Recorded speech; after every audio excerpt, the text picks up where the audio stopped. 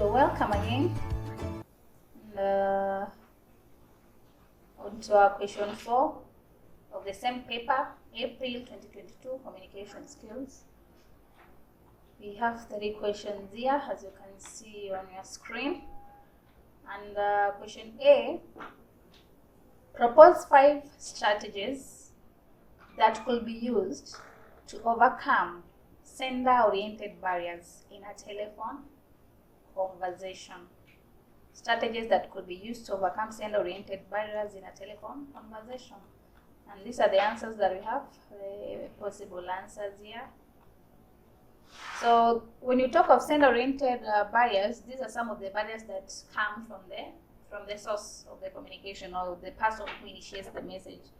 What is it that he or she can do to ensure that the conversation between him and the receiver is going to be smooth and very effective? So number 1, talk about simplicity, clarity, and precision are important. Make the message very simple. Make the communication very simple, clear, and on point. That is the only way you'll be able to make the other party, who is the receiver, grab almost everything in that communication. For the receiver to comprehend almost everything that is being told, or that is being basically directed to him, it's not unless the sender makes that communication simple and direct to the point. But if you have a lot of unnecessary vocabularies, jargons, and something like that, then you're also making the understanding to be very difficult for the other party.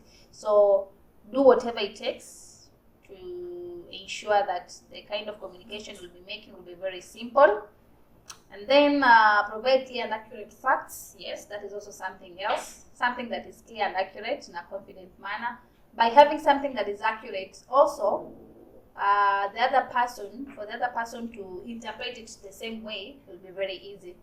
So when you're giving something that is very clear and information that is factual, then even the receiver will be able to interpret in the same way, and also give you a response that you are expecting from him or from her.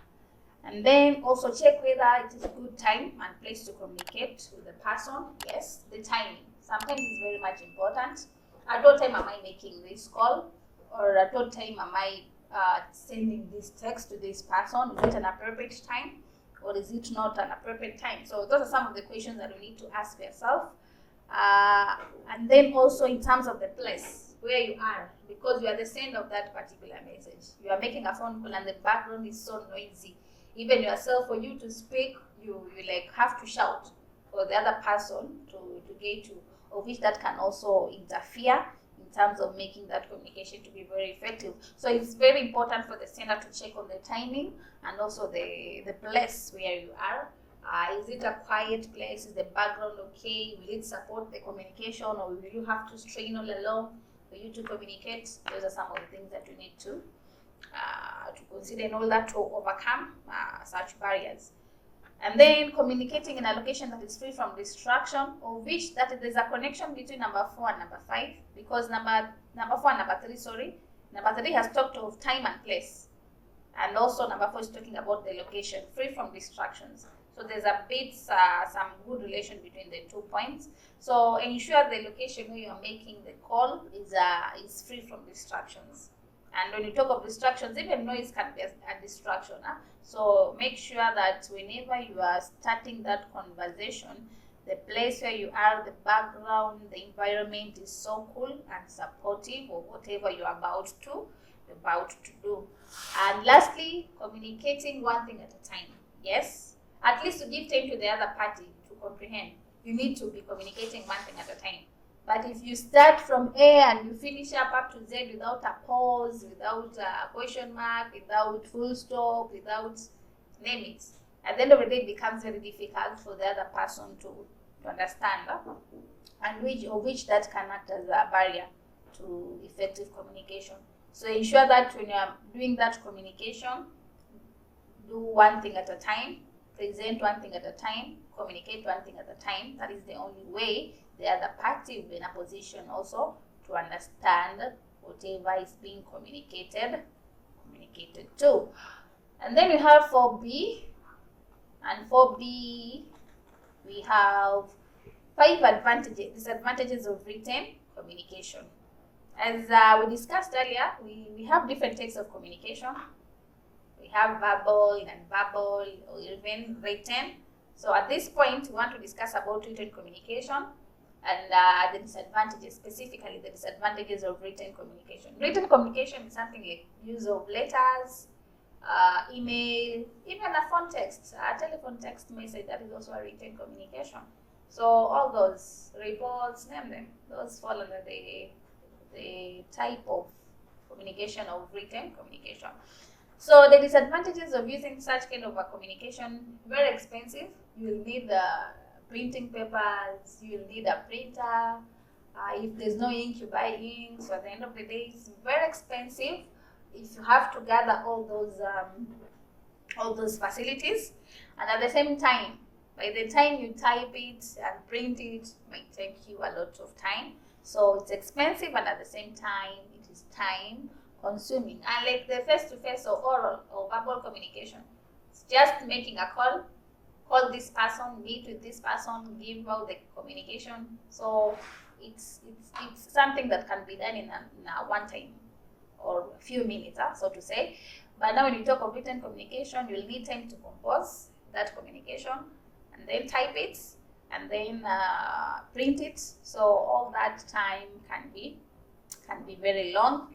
By the time the message reaches the person, it will have taken you a whole lot of time or a whole lot of days. So it's time consuming, and then it's useless for a literate person. If a person cannot read, then definitely there's no way you can use it as a mode of communication for such kind of a person. So it's a very useless method for a literate person, especially for those who cannot read. And then delay in response. You can send an email to someone expecting an immediate response, and maybe by that time you're sending the email, this person is not even in the internet, or maybe is not having a gadget that he can use it to access the email. So by the time he reaches, maybe he reaches to the cyber to open the email, or maybe he gets a gadget to open the email, it might have taken a lot of time. And so the response might come late, as not per your expectations. So sometimes that can also be a disadvantage of written communication.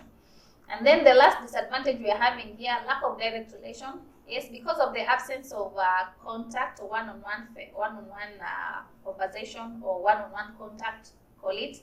So such kind of communication might not give you the advantage of having a direct relationship with the person we are talking to, because that means you write a letter, that person is far away from you, or just write a text message, or maybe send an email. So because of that, it lacks direct relation. Then we have 4C, which is our last one in the question 4. It says 5 reasons why organizations prefer to use oral presentation than poster presentations when holding conferences. So what is the difference between oral and poster presentations? Oral presentations, like what I'm doing right now, I'm giving a presentation orally, and there's another person who wishes to use posters. Instead of being basically using his sweet voice to present, can decide to use posters. Posters is just a document or a paper that is having the kind of communication that will wish to pass it to the intended person. So why would organizations prefer the oral way than the poster way kind of presentation? Oral, first of all, it's very fast, and if it's fast, that means you'll save a lot of your time. Because for poster, we go back to the issue of written communication. You have to prepare that poster, print, type, and all that, which it can take you a whole lot of time. So most organizations prefer oral presentations because they are very fast. So long as you prepare people that you're going to have a presentation at this time, at this place, at this hour, this date, then it becomes very easy. When it reaches that time, people gather in that specific place, and then you come and give your presentation, and basically you're good to go. And then also immediate feedback. Yes, the moment you present orally, that means the sender and the receiver are in the same place, or the presenter and the audience are in the same place. So you talk, you get instant feedback, or you present and you get instant feedback. So those are some of the reasons as to why most organizations would prefer oral presentation. Another thing, in oral, there's a high level of understanding.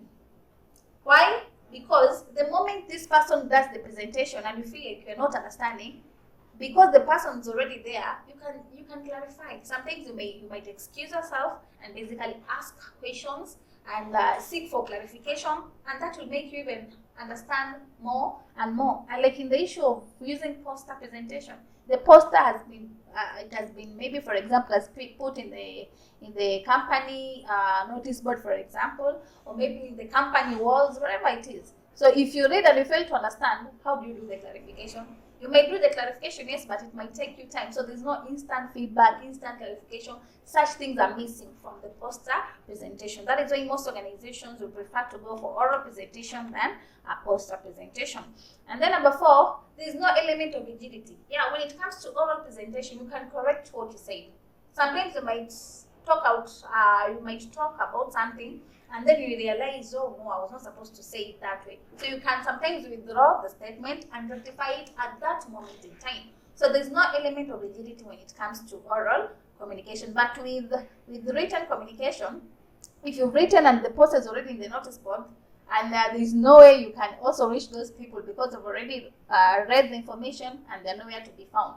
So sometimes that kind of element might also make most organizations prefer oral presentation, because if there's at any point in time there's a statement that you made and you feel it was not good enough, sometimes you can clarify, you can correct yourself, you can withdraw such statements and basically give a good one. So there's no element of rigidity in oral communication as compared to poster presentations.